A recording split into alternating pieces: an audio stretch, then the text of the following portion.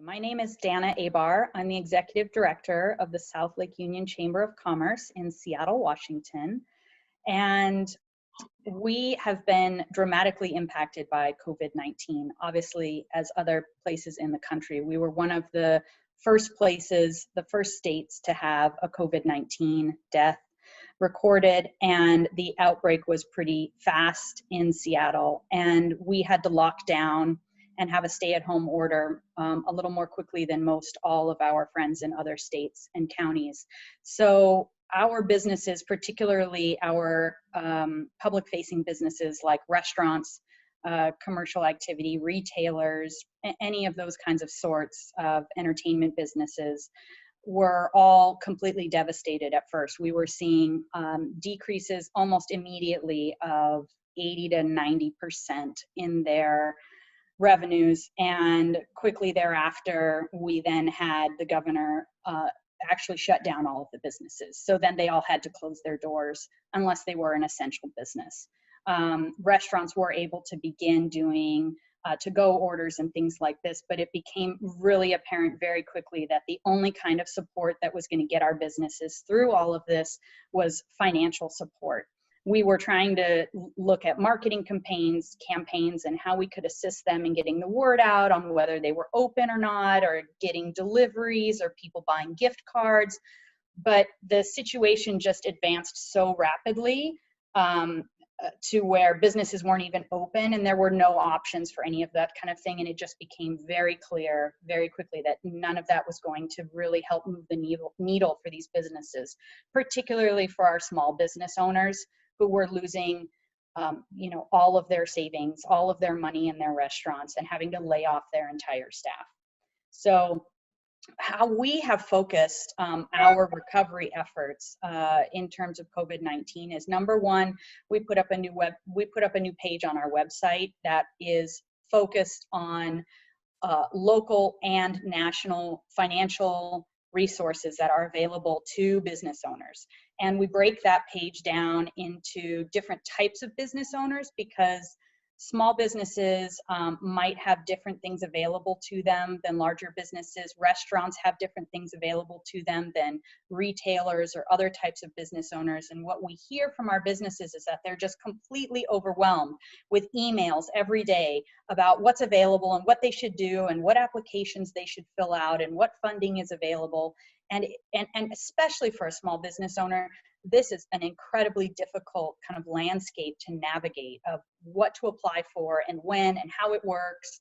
So we participated in all of the city-held webinars and info sessions and anything that we could get our hands on so that we could help clarify that information and distill it down into more understandable pieces and parts that we organized on this new page for our viewers to help them be able to digest it a little bit more easily. And then we also completely pivoted all of our email marketing campaigns to informing all of our business owners about what resources would be available for them and what items they needed to apply for today or this week.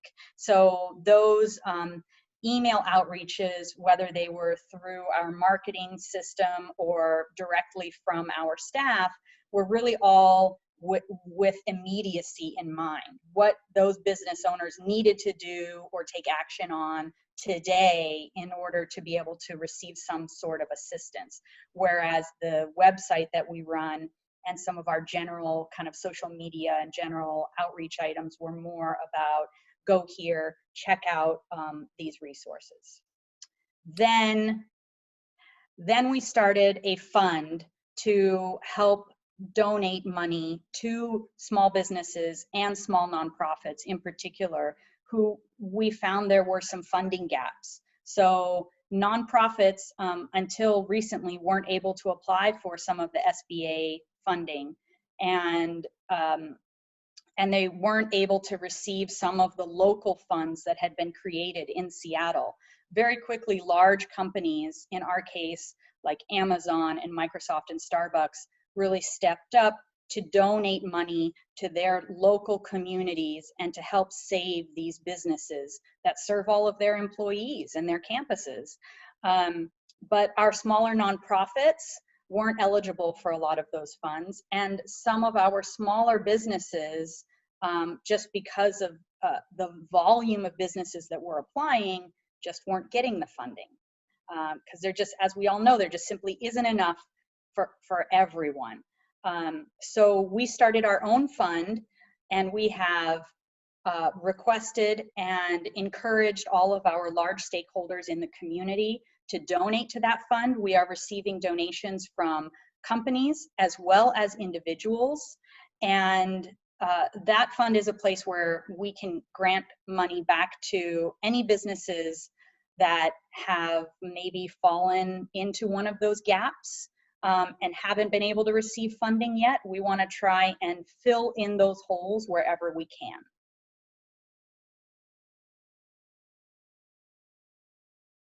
GrowthZone is a great tool for us in re-engaging our members, which is something we're looking towards in the months to come.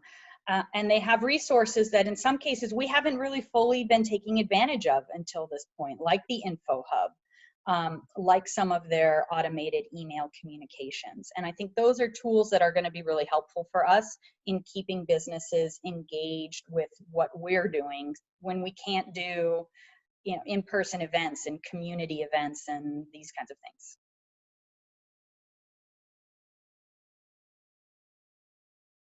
Pretty quickly, we decided that we wanted to start a fund to help support small businesses and small nonprofits in our neighborhood. I reached out to the team at GrowthZone, who is always just so collaborative and such great partners, and said, hey, you've got this great fundraising module. We haven't used it before because it hasn't been a fit for us, but would you be willing to give us that for free, or maybe discounted, or tell me how much we can get that for? Or maybe this is something that you could make available to chambers across the nation so that they can work on fundraising efforts too, and we can all partner on this kind of together.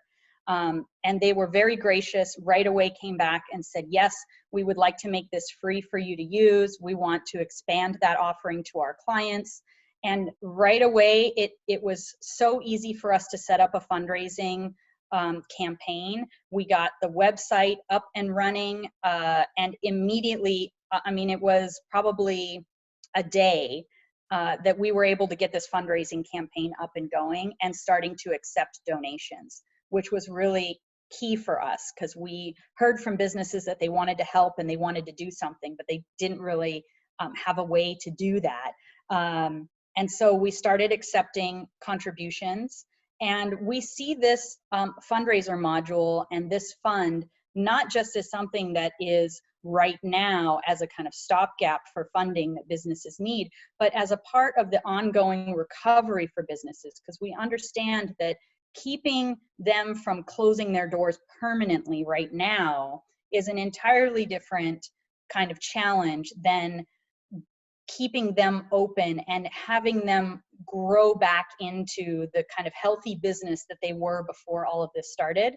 So that fund is going to continue in perpetuity for the next couple of months, and it's going to morph from an immediate kind of relief fund to a rebuilding fund to help support businesses, because they're not all going to go back to 100% right away, and they're going to need some added support and financial support.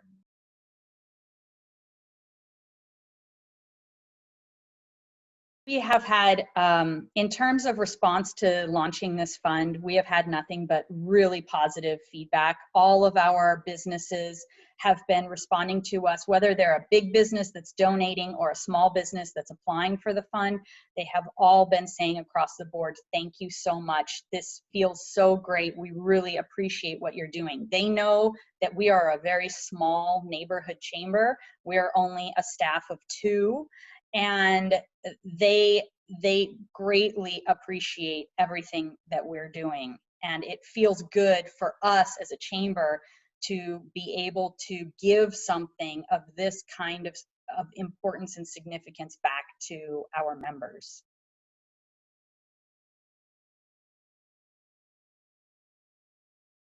And I want to talk a little bit about member retention, because this has been a kind of unexpected benefit of launching this fund, which we weren't planning for. It wasn't part of our strategy in doing this.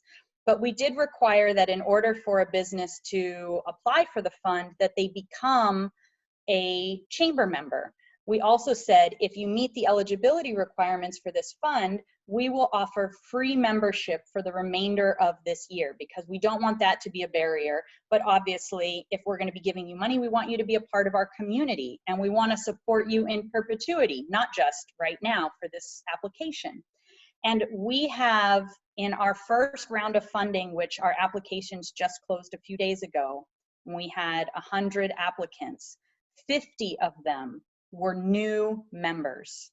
So when we talk about member retention and growing our membership, this fund has been the single largest driver in terms of new memberships we have ever seen in the history of our chamber.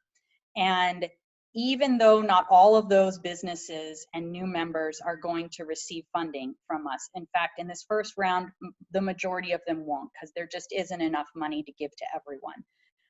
But what they are going to start seeing are all of our emails and communications and all the resources that we offer and our outreach to them. And they're going to start to see everything that we're doing.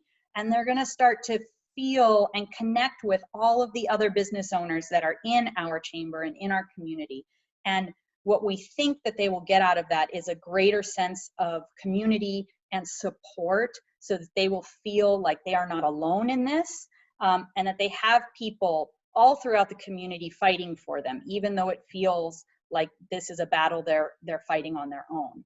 And when January comes and we ask for them to pay to renew as members, we hope and feel pretty strongly that they will have seen the value that we offer as a chamber, and we will be able to convert them from potential businesses that didn't think chambers were valuable or didn't know what we did or why we were here, to really becoming a partner and an advocate for years to come. So that has been an incredible surprise for us, and an upside that we didn't plan for.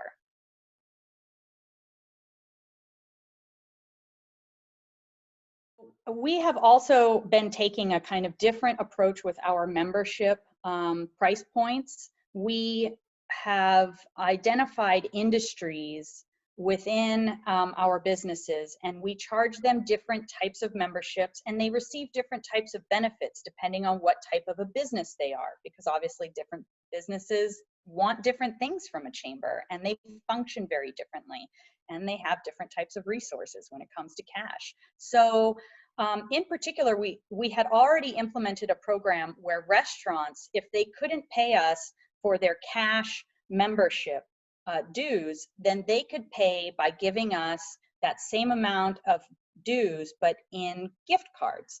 And then we would use those gift cards to pass on to some of our other members for other programs we have, for other membership benefits that we do, so it's still a win-win.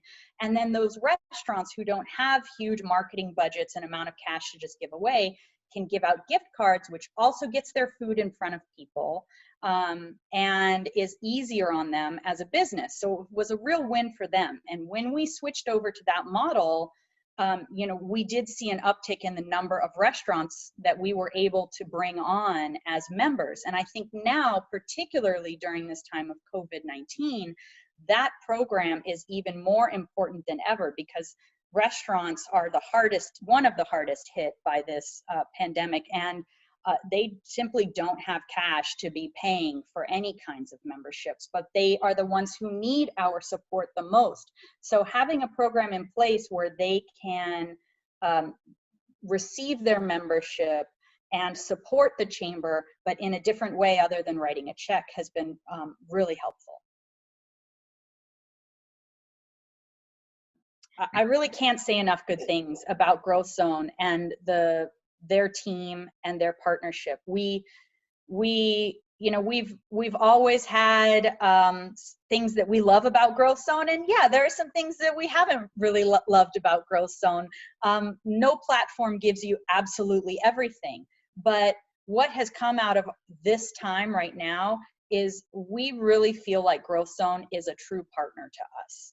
So we feel kind of more like a family with them. We feel much more personally connected to them. We feel like they are truly and honestly invested in our success, which means that they are invested in the success of our businesses, which is what's most important to us. And that is something that's going to keep us with GrowthZone for a very long time.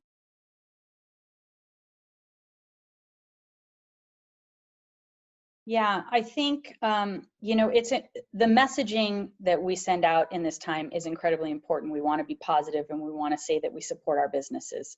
I think what's more impactful for them and what resonates even more with them right now, obviously, is our actions and what we're doing. And I think as a chamber, the thing that we have that is most valuable to us probably in any time, not just in this time, is all of the connections and the relationships that we have with businesses all across our community of different industries. So in those early days when things were first happening, a lot of the work that we were doing before we started this fund was connecting businesses together who could help each other in an immediate need. So we have a couple of medical providers and medical focused businesses, organizations, nonprofits in our neighborhood, and they needed PPE equipment. So we helped to send emails out to residential buildings and other businesses that may have stocks or supplies of PPE that they thought, oh, I've got a couple here in the back closet. I don't really know what to do with them. We could use them, but obviously medical providers would need them much more. And so we would take that ask from the medical provider and share it among our community so that businesses and individuals who had access to what they needed could quickly get in touch with the person at that organization who was kind of coordinating the effort to gather these kinds of supplies.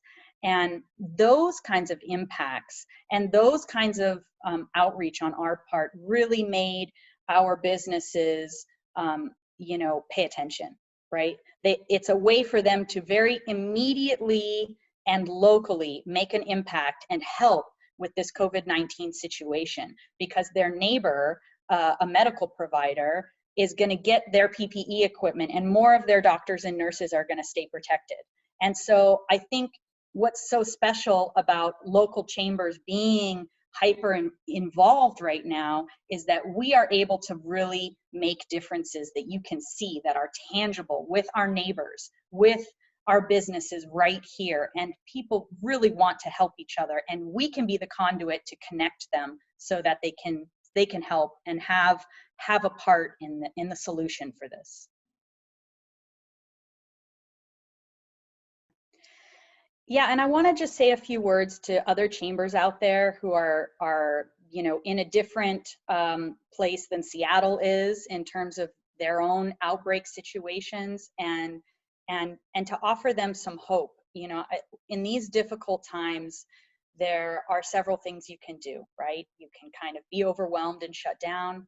You can grow and become stronger. You can innovate and do new things, come up with new solutions. And in fact, we have as a chamber done all three of those. I think in the first week that this really started happening, I mean, I'm not going to lie, it was really, really hard for me. Me and my colleague at our staff, we felt very paralyzed by this. We had no idea what to do.